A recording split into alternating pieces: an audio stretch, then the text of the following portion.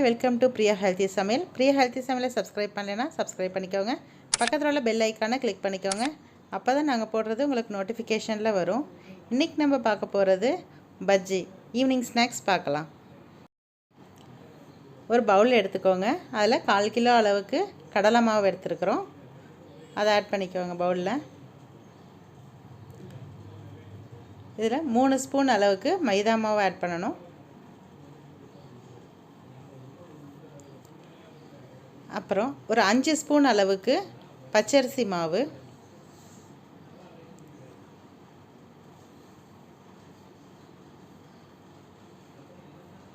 கொஞ்சோண்டு colour, salt add பண்ணிக்கிறோம். கொஞ்சம் பேக்கிங் சோடா ஒரு 1/2 ஸ்பூன் அளவுக்கு ஆட் பண்ணியிருக்கோம். சில்லி பவுடர் 1 ஸ்பூன்,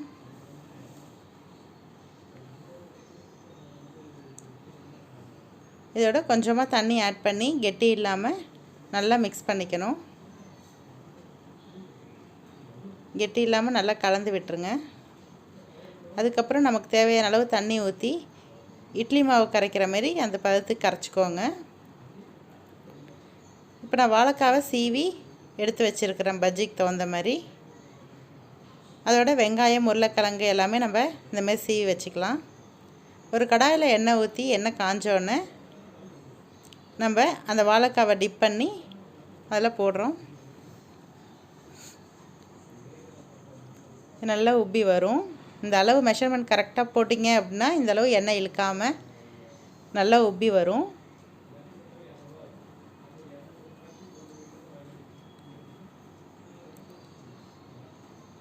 நல்ல கலர் வந்துடுச்சு. இதை நம்ம இப்போ எடுத்துடலாம்.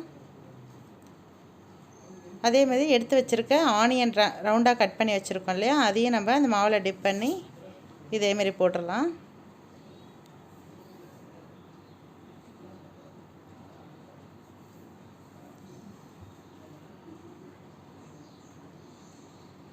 அது மீடியம் ஃப்ளேம்லேயே வச்சுக்கோங்க. இது வெந்துருச்சு, எடுத்துடலாம். அதேமாரி உருளைக்கிழங்கும் நம்ம ரவுண்டாக கட் பண்ணி வச்சுருக்கதையும் நம்ம அந்த மாவில் வந்து நினச்சி போடுறோம். உருளைக்கிழங்கு பஜ்ஜிக்கு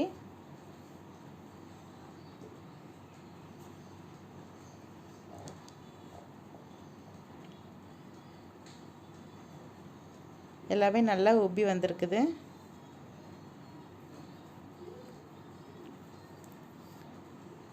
அவ்வளோதாங்க, ஈவினிங் ஸ்நாக்ஸ் ஈஸியாக ரெடி ஆகிடுச்சு. இதை நீங்களும் ட்ரை பண்ணி பாருங்கள். லைக் பண்ணுங்கள், ஷேர் பண்ணுங்கள். பிரியாஸ் ஹெல்த்தி சமையலை சப்ஸ்கிரைப் பண்ணுங்கள். அறுசுவையும் நாவில் ஊறட்டும், ஆரோக்கியம் பெருகட்டும். தேங்க்யூ.